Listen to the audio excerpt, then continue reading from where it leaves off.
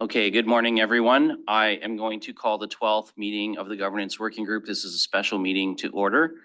And we will start by acknowledging that the City of London is situated on the traditional lands of the Anishinaabe, the Haudenosaunee, Lenape-Pewak, and Attawandaron peoples. And we honor and respect the history, languages, and culture of the diverse Indigenous people who call this territory home. The City of London is currently home to many First Nations, Métis, and Inuit peoples, and as representatives of the people of the City of London, we are grateful to have the opportunity to work and live in this territory. The City of London is also committed to making every effort to provide alternate formats and communication supports for meetings upon request. And to make a request specific to this meeting, please contact abush@london.ca. Colleagues, I'm just looking to see if there are any disclosures of pecuniary interest. And I'm seeing none. And I will recognize as well that we have Councillor Cuddy and Councillor Rahman with us online. Councillor Stevenson is not joining us this morning. All other members are in the room. We have two items on the agenda. The first is our consent, and 2.1 is the council role description, city manager review. I will note that our city manager is in the room with us, should you have questions for her. And I'm going to look to colleagues for any questions, comments, or a motion to receive. Councillor Frank. Thank you. Yes, I'd like to put a motion to receive and appreciate the feedback. I think that it made it a little bit neater as well as updated the expense policy. So I really appreciate that. Thank you. And Councillor Ferreira, you're prepared to second? Okay, so that's moved and seconded. It's on the floor. Looking for any other discussion. I'm seeing none. That speaks to what a great job our city manager did on this, because this, I think, is the first item we've had no discussion on at this working group. I will call the vote. All those in favor? Motion carries. Thank you, colleagues. So that brings us to our item for direction, which is our Council Resourcing Review Task Force draft terms of reference. So I'm just going to look to colleagues for any discussion or questions on this first. We're a working group, so I'm not necessarily looking to get a motion on the floor right away, although if somebody wants to move one, they can. I'll start with Councillor Ferreira. Thank you, Chair, and thanks for recognizing me, and sorry for being a couple minutes late. My first question would be at 1.4, the appointment process. So I was reading through this, and it looks as though the members of the task force will be selected by the SPPC. So I just wanted to know, how did we select it on the last cycle, if anybody has any information on that? I'm going to go to our clerk if she can answer that for us.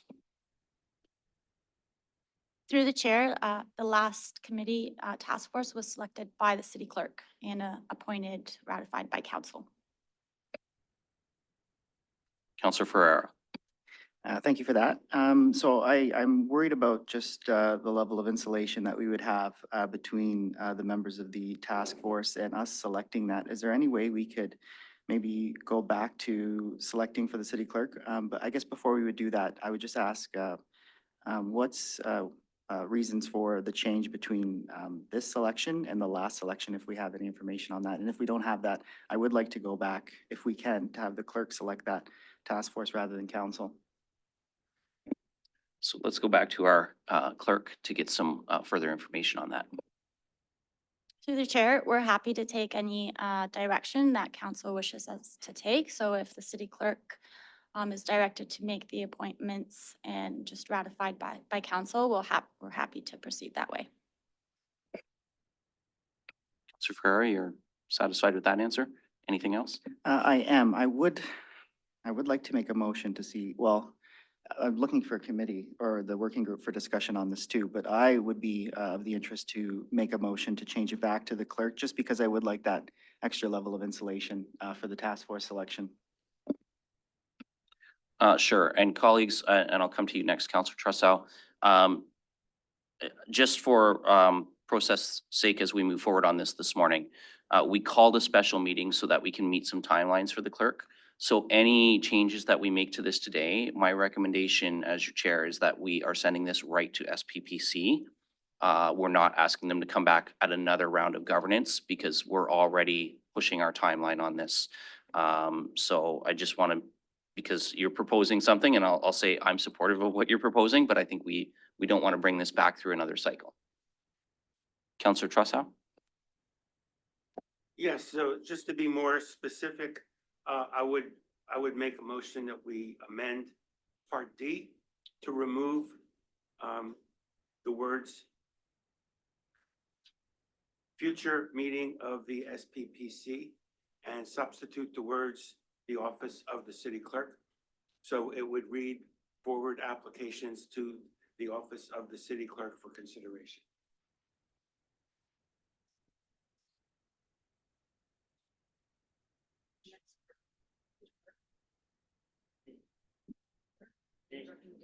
Recommendation D. In Part D.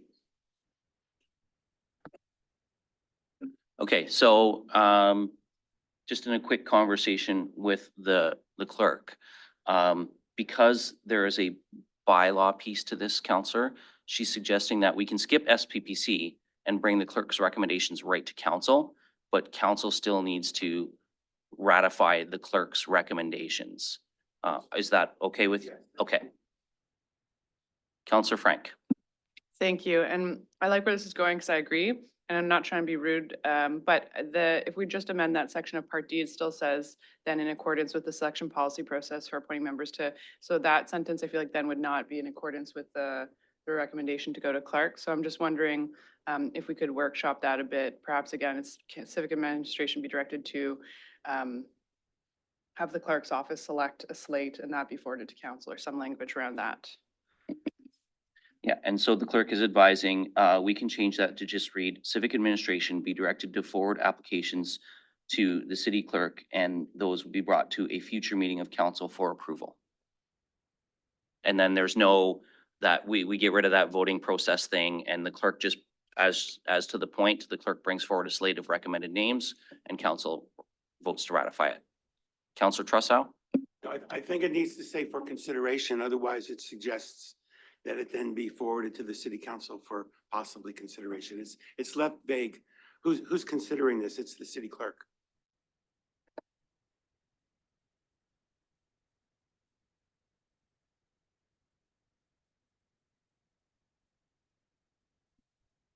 Okay, bear with us for just a moment while we clerk this to make sure that we're capturing the attention correctly.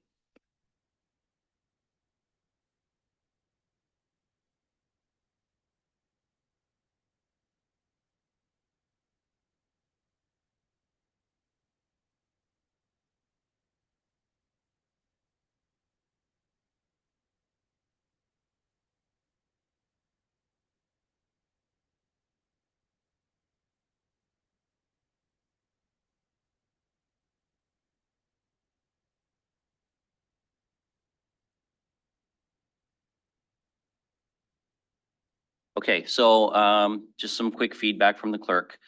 We need to do two things here. We'll also need to amend Part A, where the draft terms of reference, we're actually going to need some direction to amend the terms of reference so that the selection is done by the clerk.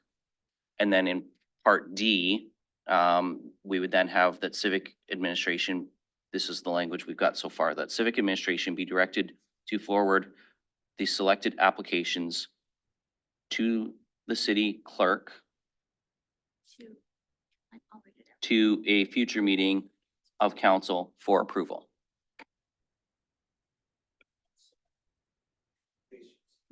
The clerks, the applications go to the clerk makes the selections, forwards the recommendations to council. Councillor Frank. I like that. And are you now looking then for some language to fix the terms of reference, the under 1.4 section?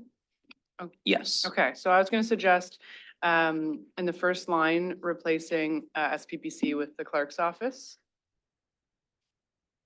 And then deleting the second paragraph. And I like the bullet points from A to H.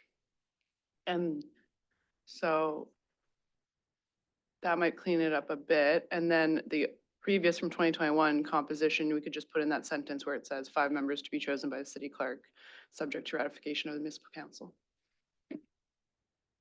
Okay, so we just, okay,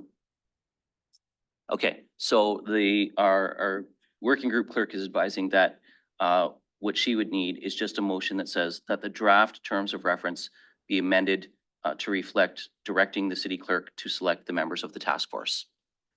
I love that. That's way better. I'll move that. Okay, so that's moved and Counselor Ferreira is seconding. So now any further discussion on that?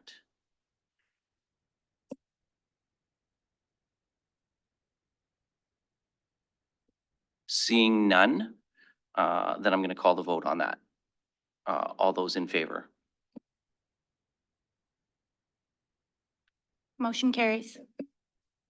Okay, so that's dealt with the sort of appointment process. I'm going to look to see if there are any other questions or comments on the terms of reference as a whole, because we've just been dealing with the selection process for now. So Counselor Frank. Thank you. Yes, the only other section that I had some questions with, and I just want to say thank you to the clerk's office because I thought that this was really well done. But I was curious, I know in the past we've offered no remuneration to the task force members. But I am wondering, given we are asking them to do quite a lot and we're especially asking them to look at equity related issues. And I'm wondering if, a lot of people, well, not, depends on who's able to essentially take on this task. Like my understanding is it could be between 2 to 6 meetings, and some of them could last a couple hours. That kind of limits our pool of available candidates because it'd be essentially somebody who can take that time off work or someone who is retired. And I'm wondering if we should offer very small stipend or remuneration in the same way I think we've done for members who've done focus groups for ARAO plans. So I thought I'd bring that up because I'd be interested in offering a small remuneration to see if that could expand the pool of candidates, but I would love to hear what other people have to think about that.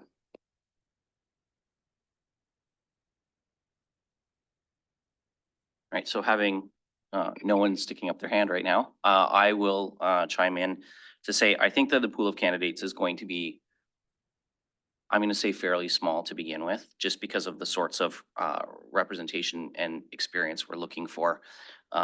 Experience in academic expertise in municipal governance, lived experience in a political role, experience working on a committee, administrative tribunal, task force, or similar. So the pool of candidates is already, I would suggest, limited when we're looking for people with those sorts of qualifications. Not to say that it might not be, a good sampling that the clerk can choose from, but I don't think it's going to be in the hundreds sort of thing. So I think that, honestly, I'm not sure that we need to offer a stipend for this because it's a short-term commitment. We're not asking them to do this work for the next 4 years like we do members of LTC board or the Committee of Adjustment or those things. So I think we'll still get some people who are just interested in generally good governance in the city who will put their hand up. Councillor Trussell. I agree with Counselor Frank that we should offer a stipend, however small it may be. That I'm going to add, if we felt it was necessary to get a report, we would not hesitate for a second to send this out to a consultant and pay tens of thousands of dollars. And really what we're talking about is maybe a couple $100 here, maybe a couple $1,000. So we're not talking about an expenditure of tens of thousands of dollars. Even if it's just $100 a meeting or something like that. I just think it's an important statement that we value the input from people who sit on these committees. And therefore we're going to offer some minor token reimbursement. I think it's courtesy and it sends people a signal that we value their time. So I would put that in the form of a motion, but I'm not even going to try to frame it because I'm sure I would get it wrong and you'd have to redo it. But could you? So I've asked the clerk to just check with the rest of the clerk's team. Colleagues may recall, post-election, there is what's called an election compliance committee. And there is a small stipend attached to service from that committee. So I've asked her to check and see if we can find out what that stipend value is. That might be a good comparator to us. I'm also going to go to Ms. Datersbeer and see if she's got any comment around budget considerations that she might want, like where she sees this coming from. Would this be from the clerk's office? Would that be from another line item? I'm sorry to put you on the spot. But I know Ms. Barbone is on holidays and she normally joins us. So since I don't have the city treasurer, I'm gonna ask you. Through you, Mr. Chair, I'm a very pale substitute for Ms. Barbone. I will say that depending upon how much you are deciding on, we would need to define a source of revenue or source of financing for it. I'm also respectful of the fact that we are also in a process of trying to look for reductions in your budget, so I can't not say that to you. But we would look at probably in the counselor's budget, where there may be a stipend line. I just don't know offhand without looking at it, and I apologize for not having that information. That's okay. As I said, you're not only not the city treasurer, but we put you right on the spot for that. So Councillor Frank. Thank you. Yes. I was thinking perhaps since we are saving $1,500 per counselor budget, as we did reduce it from 15,000 to 13,500, that might be a source because it's already pre-budgeted for this year. Additionally, I was only thinking about maybe $200 per person, which would be a total of 1,000. And then additionally, I was thinking the person could waive it if they are gainfully employed and they don't actually want the money. I just am thinking if there are a couple people who'd really like to serve, but that would be a deal breaker for them. So I was thinking no more So, than 1,000. Councillor, just for your information, that bylaw does not come into effect until 2025, so it's not pre-budgeted right now. So the first couple of meetings, there's no source of budget for that.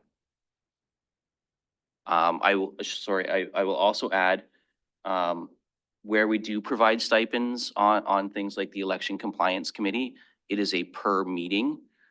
So for the election compliance committee, I think is a good example because it is similar to this one in that it could have one meeting. It could have 6 meetings. And this is the same. We don't know how many meetings this is necessarily going to have.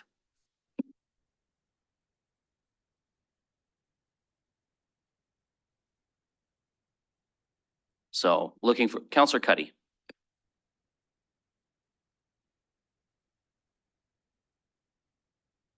You're still on mute, Councillor.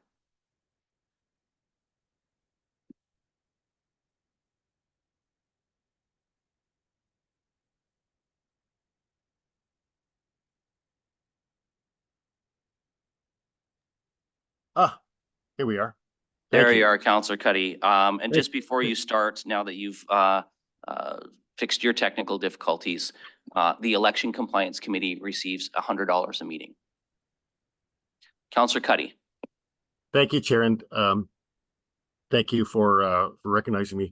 I would agree with Deputy Mayor Lewis that a lot of our constituents aren't looking for a compensation. They're looking for good governance, and I think that was well said. You know, I've been door knocking for the past week now just to catch up with my constituents, and that's the message that I'm getting back, that they're appreciative of the work that council's doing, and they want to make sure that we're operating at a high governance level. And I think that's what people are searching for, and I think people would gladly give up their time. And I appreciate that there are people that, you know, their time is a premium, and they don't always have it available. But I do believe that people want to they want to invest in our government, and they want to invest in good governance. And I think that they would gladly give their time to do this. And I think it would be a privilege for many people. If I were asked, I would certainly do it, and I wouldn't be looking for any compensation. So I would agree that we don't need to look for any sort of compensation or remuneration. Thank you. Thank you, Councillor. So I'm just going to try to, for the purposes of an efficient meeting, say I think we've got 2 different views. I don't know where the vote would go, but I would suggest that the easiest way to perhaps deal with this would be a motion that directs the city clerk to prepare a compensation package that is based on the Election Compliance Committee remuneration. That gives the clerk a little bit of flexibility to adjust when this comes forward to us at SPPC and then at council. So we can read it then. They can do some wordsmithing to make sure it's correct. But if that satisfies the intent of the mover and the seconder, then I think we can work with that language. The clerk can bring something to us at committee and I'm seeing nods to that. So I'm going to look to see if we've got any other discussion, and then if not, we'll call the vote on that one. Seeing none, I will ask colleagues then, all those in favor?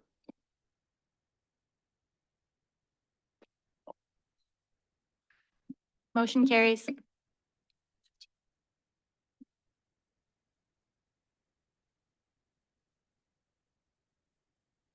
Okay, so before we move on, I'm going to look to see if there's any other questions or comments on the draft terms of reference.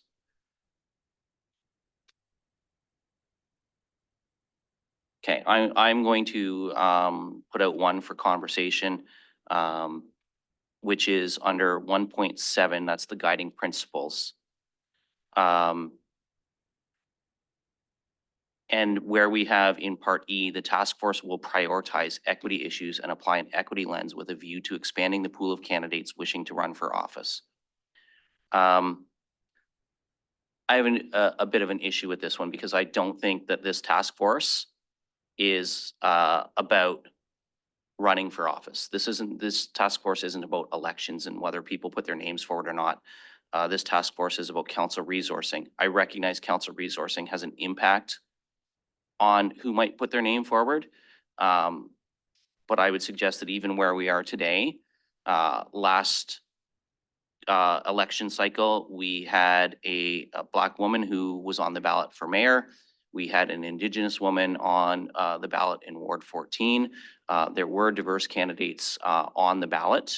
They were not successful, but it was not a council resourcing barrier for people with from equity seeking groups to put their name forward. And I personally don't know how a task force, like, I think there could be something like the task force will consider equity issues with a view to how councillors are supported. Because I think in that vein, and I know this has come up in 2 previous terms of council, not just the last one that I served on. For example, I know it has been raised that childcare can be an issue for young parents. And I think that fairly could be described as an equity issue.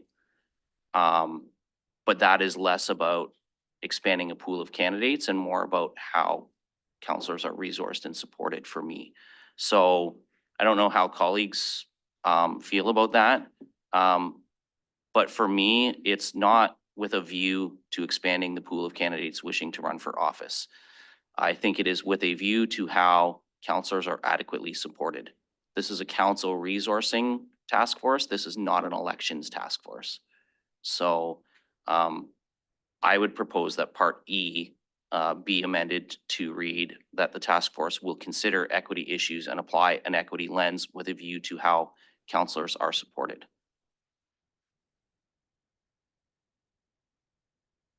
Okay, Councillor Pribble would second that, so we can have some discussion. Councillor Ferreira? Thank you, Chair. I would consider that, yeah, as long as we keep that in Part E in, if you are willing, or if you're looking to change the prioritize, but consider, as long as that the equity issues and the equity lens does stay in the consideration, as long as that's still there, I would be okay with that. Councillor Frank?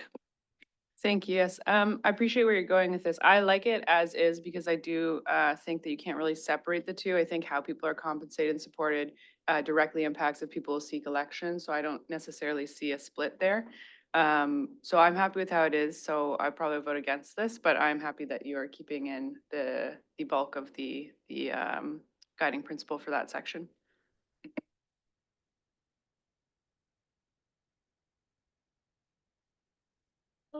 Looking for any other comments?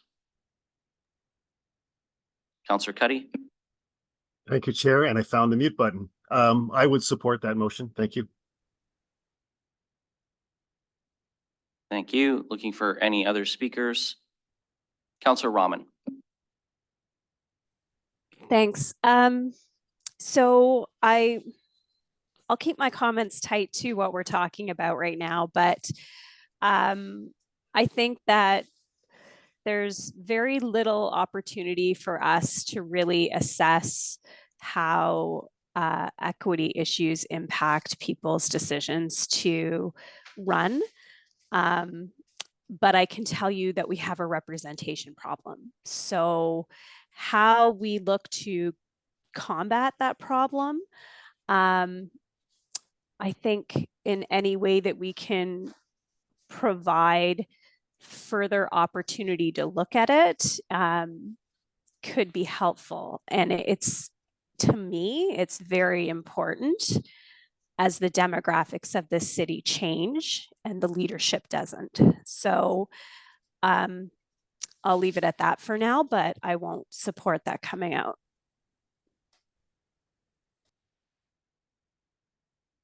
Looking for any other comments? Seeing none, I'll just quickly wrap up on my thought there. Yes, I to Councillor Frank, to your point, I think it needs to be left in the bulk of it, but I think that the prioritization should be considered because I think it is one of many factors that we're looking at here. Including what the impacts on the budget will be, on our staffing levels, on all sorts of things. And so I don't think it can be the prioritized issue, and that's the only place in the guiding principles where the word prioritize has been used. So I think consider is the appropriate level of consideration. And again, I think we have to think about what the scope of this task force will be. And that's where I think that the election piece really isn't, in terms of people putting their name on a ballot, isn't part of the equation for this group. We're really asking them to look at what are the tools available for councillors to do their job? How are they compensated? Are there things like severance packages? To Councillor Rahman's point at our last meeting, like this is a high risk job to take on because you can lose your professional seniority and accreditation and stuff in the private sector while you're doing it. So there's a lot of things that this group is being asked to consider already. And I don't think asking them to start spending time discussing why people do or don't put their name on a ballot beyond the resourcing of council is something that we should be asking them to undertake at this time. I think that's a whole different discussion. And I'm always mindful of the fact that the last one was scoped too tight. We heard that from Mr. Hayward, who served on the last one. But I don't want to scope this one so broad either that we end up with no report back in time, or we end up with something that's so complicated that we're not in a position to make a decision in time to meet the deadlines for the next election. So that's why I think consider rather than prioritize is the direction to go here and keep the focus on the council resourcing. Councillor Pribble. Thank you. And as I seconded, I totally agree with it. And I really think, and I hope we are going to change it because again, if we put in prioritize, we are already steering the committee to a certain direction. And I don't think that that's fair. They should be totally open-minded and not already thinking, okay, after we made this decision, the council came back or their guideline was prioritized. I don't think that's a right word here. I totally agree with the motion and I hope we will support it. And again, we are living in a society which is democratic with equal opportunities for everyone. And at this stage, we shouldn't prioritize and steer this committee who should have a 360-degree vision to a certain direction. So I'm already seconding it. And I hope we do change that word because I don't think that that's fair at this stage, even to the committee. Thank you. Councillor Trossel. This is a question to anyone. How do you apply an equity lens if you don't couple it with the word priority? Well, I would say the same way that you apply all the other lenses we apply, Counselor, it's in consideration with all the other factors. You know, when we think about other things that we apply lenses to, whether it's an economic impact lens, whether it's a climate lens, they're all parts of an equation, but one doesn't override the others. So that would be my response to that. Others may feel differently, but that would be mine. Counselor Rahman, you had your hand up again? Thank you. I think consider or prioritize, it doesn't really change the meaning of the rest of the sentence for me. I do think that we have to have an opportunity to have the conversation around representation, and having that as part of, but not fully, the work of the task force in terms of the guiding principles. I don't think changes the nature of the work. With respect to the running for office, I do think it's a question that is topical, is something that, you know, other organizations like FCM have also looked at. You know, Deputy Mayor, you started the conversation with pointing to the fact that we had one woman, one Black woman run for mayor and one Indigenous woman run for council. And I think in 2024 and now in 2026, the bar needs to be higher in terms of representation in the city. So if that's something that we as a council think that we're still seeing inequities in, where are we going to address it? Where are we going to ask expert minds to take a look at it? We're not asking for this to be the entirety of the work. We're asking it to be a component of the lens and something to comment on in a report. And I don't see that as extraneous to the work of the committee, nor taking them off task. So that's my personal view. I see it as an add-on. I see it as potentially having the ability to reflect on some important conversations in our community. And I'm supportive of keeping consider, but the rest of the sentence together.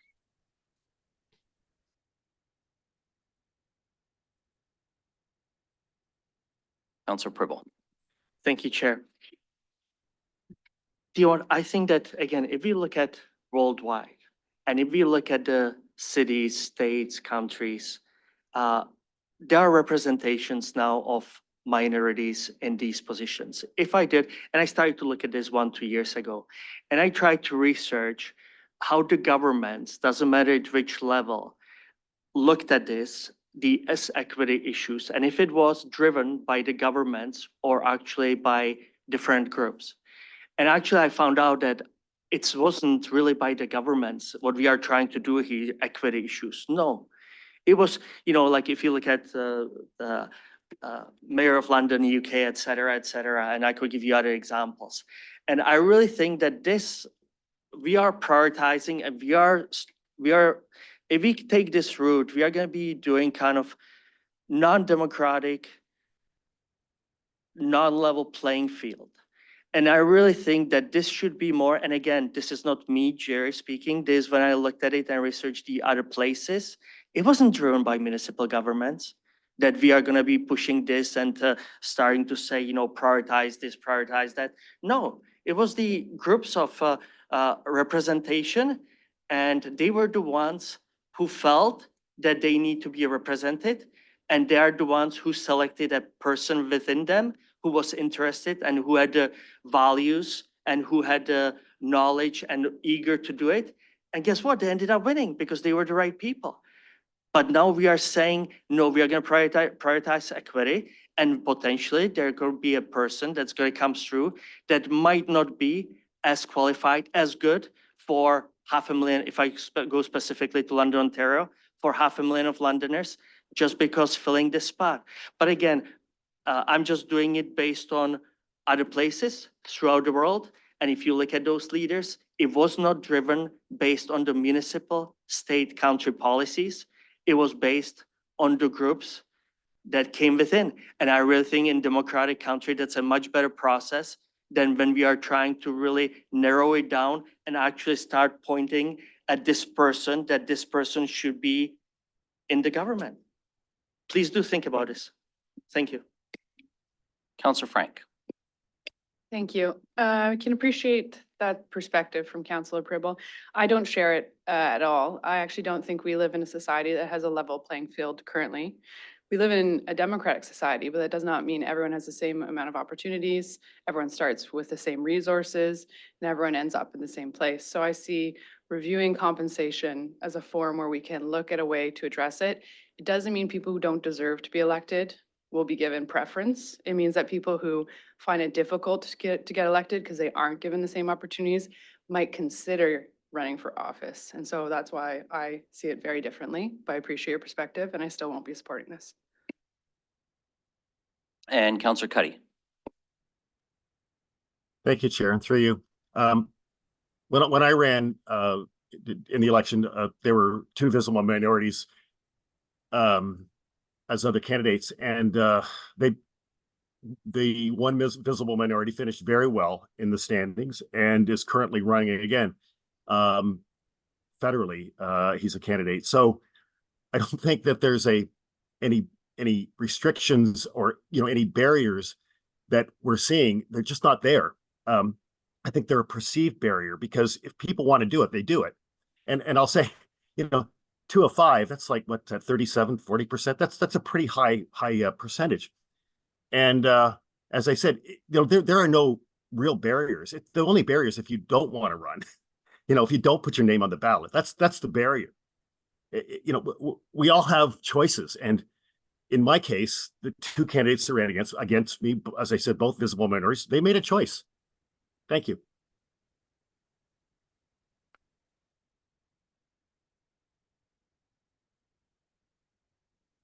Okay, I don't have anybody else on the speakers list at the moment. So I'm just gonna have the clerk read out again what I put on the floor, just so folks are aware of what the motion is right now.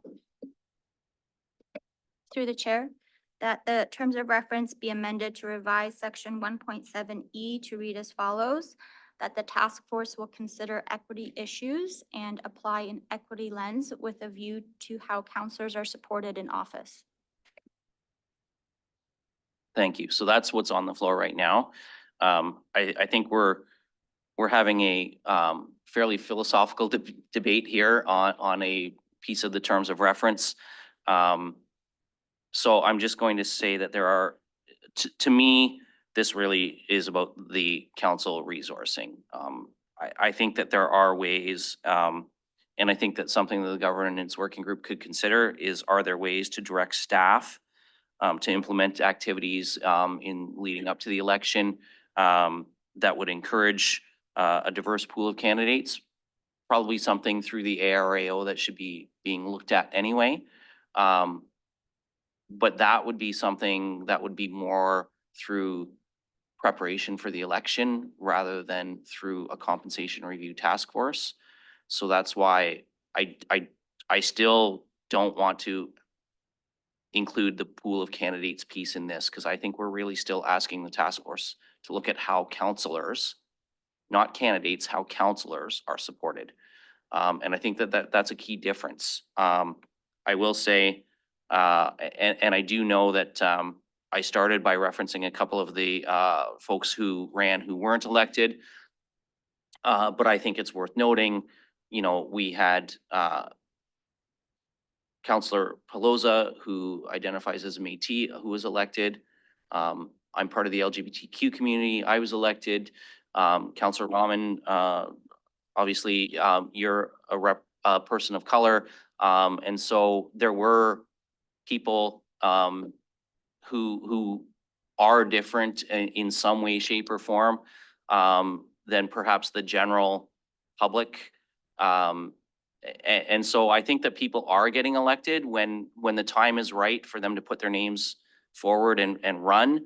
I think others are putting their names forward and not being successful. I think there are others who, for a variety of reasons, don't put their names on a ballot, but I don't think that it's something that we want to have this task force looking at. I think there's a different way to do that. If folks feel that that's something that should be done, I think that that's something that should be discussed through our, election preparedness group and through the ARAO.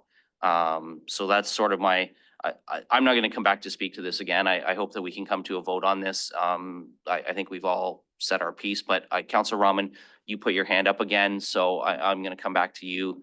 And you're the last person I have on the speakers list right now.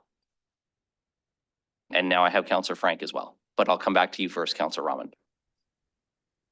Thank you. I do agree that this conversation is getting off track. I will say that we can't understand what lived experience people bring to the table based on their different vantage points and whether or not they belong to a specific equity denied group. But I will say, you just referenced, for instance, Deputy Mayor, me being a member of a visible minority community. Well, that's one thing, but I am the first South Asian person ever elected to London City Council. I'm also the first South Asian and visible minority woman ever elected to Thames Valley District School Board. I will say that holding positions of privilege, it's possible because of the privilege I hold, and I have to recognize that, but I have to recognize that other people don't have those privileges. And so I know I hear from women, I hear from people from equity denied groups that don't even think that politics is possible for them.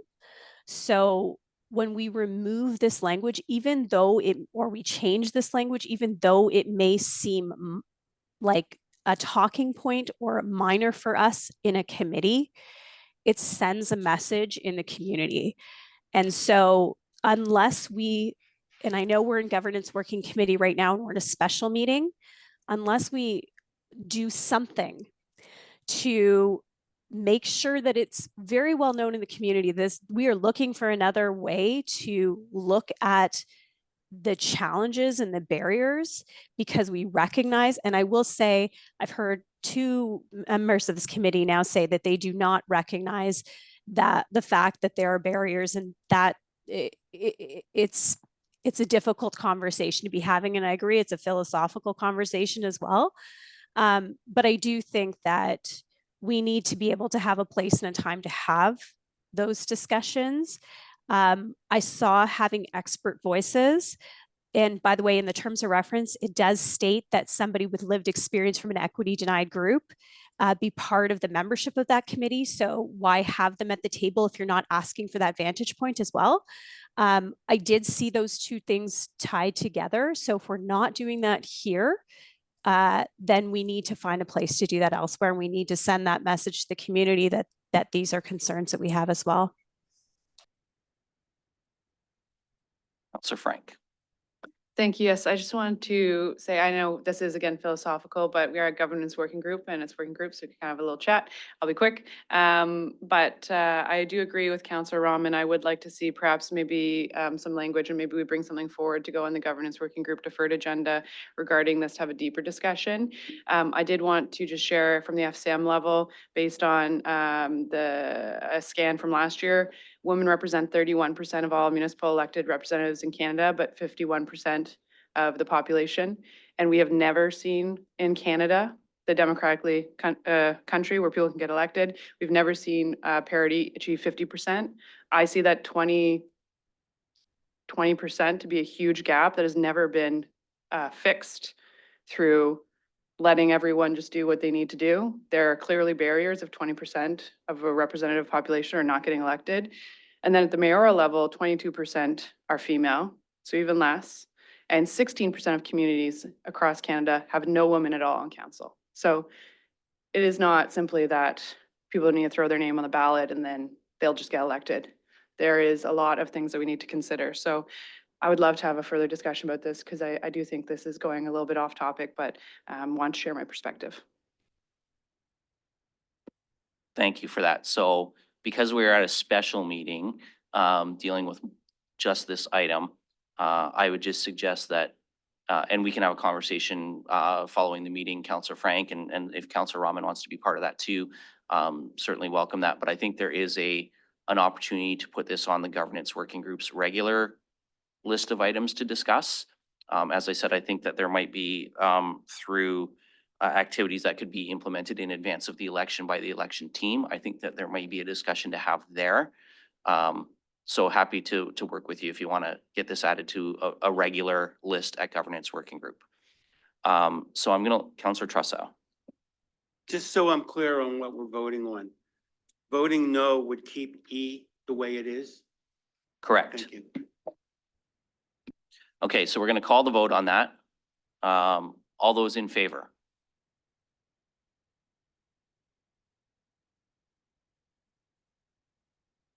And any opposed?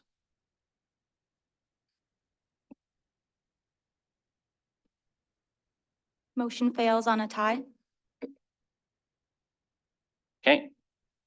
So we are back to the regular. So now I'm going to move that we change the word prioritize to consider. And the rest of the sentence would remain in. Counselor Cuddy, you I'll second seconding? that. Okay.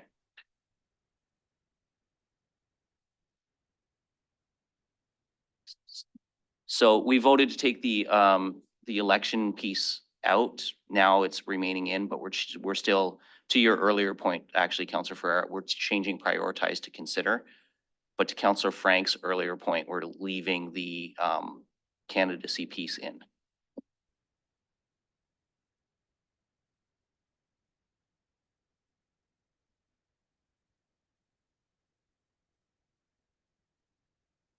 So E would now read, so it would leave in with a view to expanding the pool of candidates to run for office. It would just change prioritize to consider. I think we've had a fairly significant amount of discussion on this, so I'm going to call the question. All those in favor?